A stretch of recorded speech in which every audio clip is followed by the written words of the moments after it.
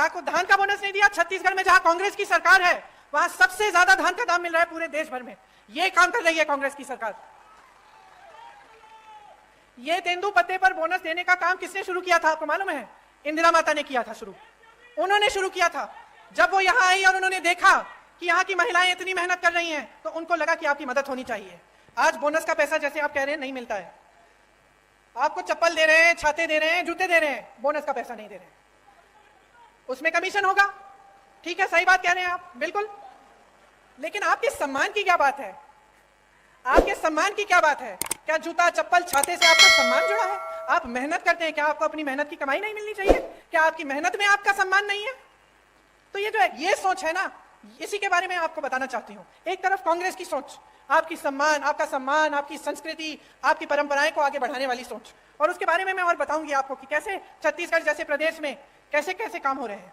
और दूसरी तरफ भाजपा की सोच जो है कि जब आप सत्ता में हैं कुछ नहीं करें, जनता को आगे बढ़ाने का काम नहीं करें, भ्रष्टाचार करते जाएं, जहां पे आपको मौका मिला वहां हाथ मार लिया, पैसे लूट लिए, काम नहीं किया।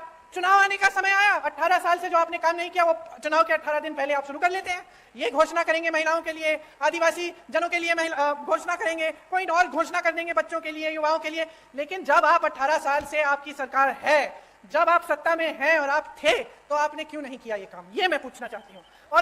और मैं चाहती हूँ कि आप सबका ध्यान इसी तरफ आकर्षित हो। आपको बोनस मिलना चाहिए और आपको तेंदुपत्ता का सही दाम मिलना चाहिए। अब मैंने छत्तीसगढ़ की बात की, मैंने छत्तीसगढ़ की इसलिए बात की, बहनों सुन लो, क्योंकि छत्तीसगढ़ में कांग्रेस की सरकार है। अभी कुछ दिनों पहले मैं बस्तर गई थी, जहां पे आपकी तरह, यहाँ की तरह आदिवासी संस्कृति है, आदिवासी बहन भाई रहते हैं। तो वहां जो कांग्रेस की सरकार है, सबसे पहले तो आज के दिन तेंदुपत्ता के लिए वहां पे 4000 रुपए मिल रहे हैं पर बोरा, प्रति बोरा। आदिवासी आ सकती है आपके जीवन में, आप में हुनर है, हमारी बहनें गुलदस्ता बनाती हो, खिलौने बनाते हो, पेंटिंग बनाते हो, मूर्तियां बनाते हो, हुनर है ना, कला है और आपकी अपनी है। अब इसको लेकर अगर देश भर में, दुनिया भर में आप इसको भेज सकते हैं और इसके जरिए आप कमा सकते हैं तो आपके लिए कितना अच्छा होगा। और यही काम हमारी सरकारें करके दिखा रही हैं, छत्तीसगढ़ में कर रही हैं, राजस्थान में कर रही हैं। आपका सम्मान देश भर, दुनिया भर में फैलता है और बनता है। यहां भी हम चाहते हैं कि अगर सरकार आएगी तो ये एक घोषणा है कि मैं करने जा रही हूं कि तेंदुपत्ता के लिए प्रति बोरा 4000 रुपए यहां पे भी आपको दिलवाया जाएगा। और जैसे छत्तीसगढ़ में पेशा कानून लागू किया है, उस तरह से यहां पे भी पेशा कानून लागू होगा। आपने तो देखा होगा कि आज मध्य प्रदेश में कैसी सरकार चल रही है। मेरे ख्याल से 225 महीनों की सरकार है और 250 घोटाले हैं। 18 साल से सरकार चल रही है, 22,000 घोषणाएं की हैं। मंडला जबलपुर की जो सड़क है 10 साल से बन रही है, 10 साल से।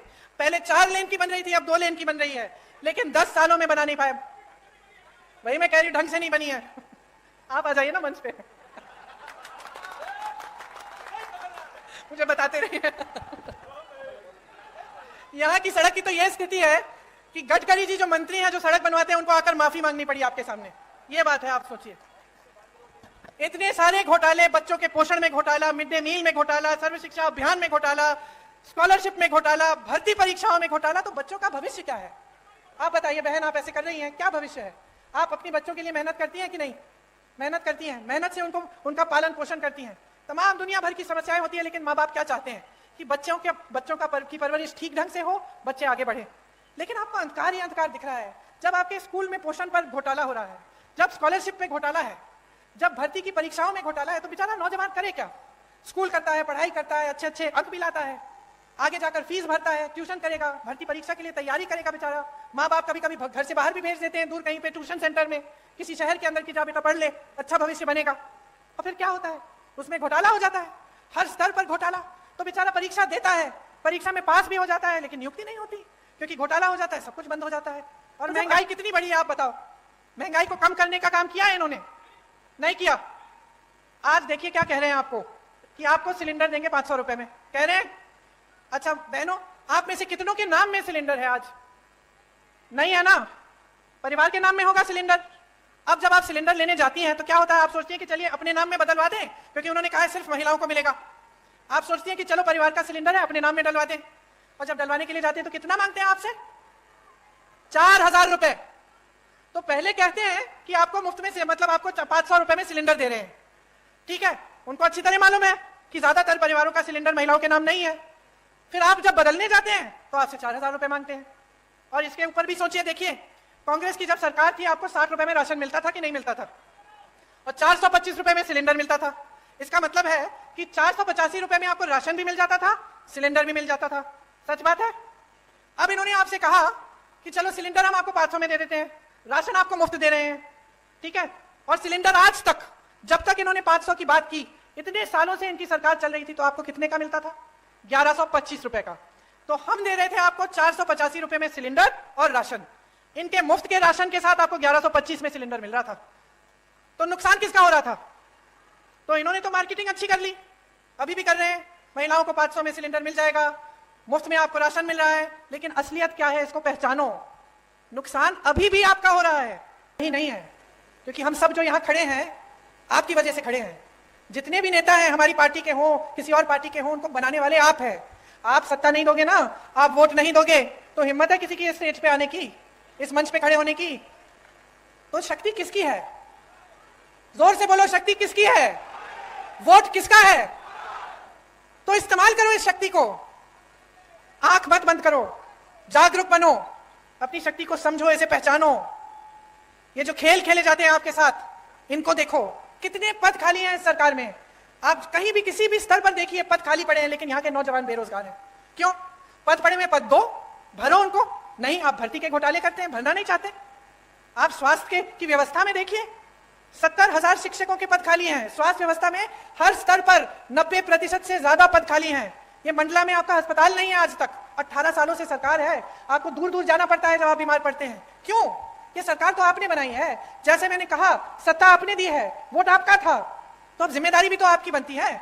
मैंने कहा, मैं इंदिरा जी की पोती हूं, एक बहुत बड़ी जिम्मेदारी है कि मैं आपके सामने सच बोलूं, कि मैं जो बातें करूं वो बातें करके भूल न जाऊं। रोजगार बनाने का काम सरकार की जिम्मेदारी होती है। नौजवानों का जो भविष्य है वो सरकार की जिम्मेदारी है।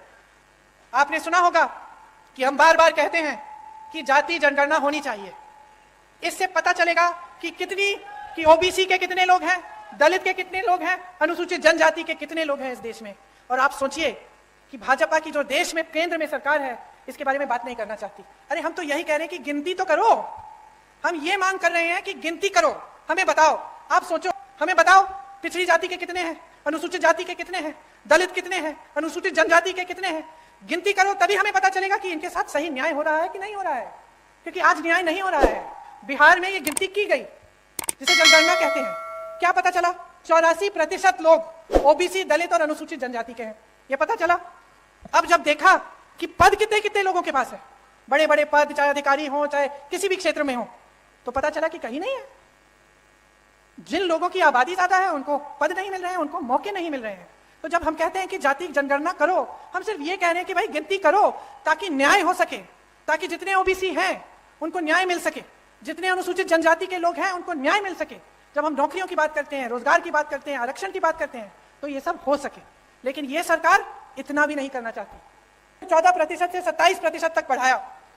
कांग्रेस की सरकार आपके लिए काम करके दिखाती है। आज भी आपके सामने कुछ गारंटी लाई है, इनके बारे में मैं 2 मिनट के लिए आपको बताती हूं, उसके बाद आप जा सकते हैं घर। कष्ट हो रहा है, शायद धूप भी है। देखिए, जैसे किसान को कर्ज माफ करने का काम हमने शुरू किया था, उसको हम फिर से शुरू करेंगे। तो किसानों का कर्ज माफ करेंगे। 100 रुपए में जैसे 100 यूनिट बिजली आपको पहले दिलवाई थी, वो फिर से दिलवाएंगे।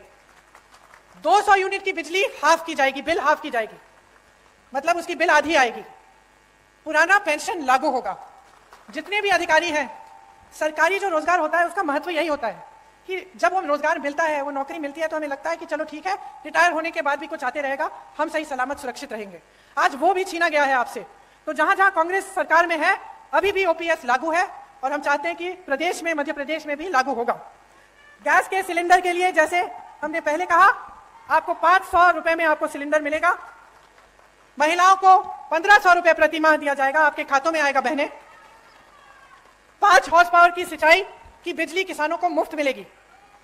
ओबीसी का आरक्षण 27% तक रहेगा। और जाति जनगणना जिसकी बात मैंने की, वो गिनती जिससे आपको आगे जाकर न्याय मिल पाए, वो हम मध्य प्रदेश में करेंगे। जहां भी 50% से अधिक आदिवासी आबादी है, वहां 6ठी अनुसूची डाली जाएगी। अनुसूचित जाति और अनुसूचित जनजाति के खाली पड़े बैकलॉग पदों पर तत्काल उनको भरा जाएगा, जो पहले से खाली पड़े हैं। पीएम आवास योजना में जो शहर और देहात में आपको अलग अलग धनराशि मिलती है, तो शहर में आपको अगर घर बनाना हो या कुछ बनाना हो वहां अलग धनराशि, गांव में आपको कम मिलती है। लेकिन सीमेंट, सरिया, बालू का दाम तो गांव में भी उतना होता है, बल्कि गांव में जब आपको ढुलाई करवानी पड़ती है तो आपको दूर जाना पड़ता है, तो एक तरह से आपको और भी दिक्कत होती है। तो हमने तय किया है कि जो पीएम आवास योजना में जितना शहर में मिलता है उतना ही आपको गांव में धनराशि मिलेगी। देखिए, आपने पिछले चुनाव में, अच्छा एक और घोषणा है जो अभी अभी बताई गई मुझे, इसमें बच्चों की जो शिक्षा है पहली कक्षा से लेकर 12वीं तक स्कूल की शिक्षा निःशुल्क होगी। इस योजना का नाम रखा है पढ़ो और पढ़ाओ योजना। तो ये भी एक और घोषणा है। अब देखिए, पिछले चुनाव में आपने अपना जनादेश दिया। ये जनादेश क्या था? आपने कांग्रेस की सरकार चुनी, इसको धन आदेश के दम पर बदला गया। रिश्वत दी, हमारे विधायकों को खरीद लिया, कुछ लोग छोड़ के चले गए और एक नई सरकार बनी, भाजपा की सरकार बनी। अब आपने 3.5 सालों में इनकी नीयत देख ली है। क्या कह रहे हैं? सुनाई नहीं दे रहा ठीक से, मुझे बताइए। हाँ जी, कमलनाथ जी आइए। आप सब जानते हैं कि कांग्रेस की सरकार किसानों की हितैषी है। मैं यहां नहीं बोल रहा, पर मैं आपको एक आश्वासन दे सकता हूं कि आप निराश नहीं होंगे। तो देखिए, सीधी सीधी बात है, अपनी सच्चाई को समझो, जो आपकी असलियत है, जो आप जी रहे हो उसको देखो। सुबह से शाम तक काम करते हो, मेहनत करते हो, क्या रोजगार नहीं मिल रहा है, महंगाई है, परेशान हो, जीवन में क्या तरक्की आई है, नहीं आई है, इन सबको देखते हुए अपना वोट दो। जो नेता है आपके सामने उसकी नीयत समझो, जो पार्टी घोषणा कर रही है उसका रिकॉर्ड देखो। अच्छा, ये घोषणा कर रहे हैं, इनके दूसरे प्रदेशों में देखो क्या हो रहा है। मैं कह रही हूं, अगर यहाँ पे 4,000 रुपए मिलेगा तेंदुपत्ता के लिए, तो देखो छत्तीसगढ़ में मिल रहा है। अगर धान की कीमत बढ़ाई जाएगी तो देखो छत्तीसगढ़ में सबसे ज्यादा आज मिल रही है पूरे देश में। तो ये सब बातें देखिए, मेरा मानना है कि जनता से ज्यादा किसी में विवेक नहीं है, मेरा मानना है। और मैं कोई कुछ भी कह ले, मैं जानती हूं कि आप में विवेक है, सबसे ज्यादा अनुभव है और आप सच्चाई को अच्छी तरह से पहचानते हैं। अगर आज तक मेरी दादी इंदिरा जी को आप याद करते हैं, उनको माता कहते हैं कि इसलिए क्योंकि आपने सच्चाई को पहचाना, आपने सही नियत को पहचाना। जो आपके लिए दिन रात काम करने के लिए तैयार था उसको आपने देखा, आपने उन्हें आगे बढ़ाया, उन्होंने आपको आगे बढ़ाया। यही रिश्ता होना चाहिए नेता और जनता में, आप में और हम में। तो इसलिए आज यहां खड़े होकर मैं वोट नहीं, आपकी जागरूकता मांगती हूं आपसे। जागरूक बनो। अगर आप जागरूक बनोगे तो खुद समझ में आ जाएगा कि जिस दिन मध्य प्रदेश में कांग्रेस की सरकार आएगी उस दिन से आपके लिए काम सही मायने में शुरू होगा और आपकी प्रगति होगी। इसीलिए चुनाव के दिन मेरी बातों को भूलना मत, अच्छी तरह से याद रखना। ये जो घोषणाएं हम कर रहे हैं, ये हम ऐसे नहीं कर रहे हैं, हमने प्रदेशों में करके दिखाया है। हमारा रिकॉर्ड देखिए, हमारी नियत को पहचानिए और खूब जोर से कांग्रेस पार्टी को वोट दीजिए, भारी से भारी बहुमत से जिताइए, ताकि एक ऐसी सरकार बने जिस पर आपको गर्व हो। अच्छा, यहाँ एक और घोषणा है कि कांग्रेस सरकार में जो ये पढ़ो और पढ़ाओ योजना है, इसके तहत कक्षा 1 से कक्षा 8 तक बच्चों को हर साल 500 रुपए दिए जाएंगे, कक्षा 9 से 10 तक 1000 रुपए दिए जाएंगे हर महीने। तो यहाँ तो हर साल लिखा है, मैं सोच ही रही थी कि क्या हर महीने यहाँ लिखा है 500 रुपए हर महीने मिलेंगे। 9 से 10 तक हर बच्चे को हर महीने 1000 रुपए मिलेंगे और 11 से 12 कक्षा में हर बच्चे को 1500 रुपए हर महीने मिलेंगे। अच्छा, एक बार मेरे साथ कहिए, जय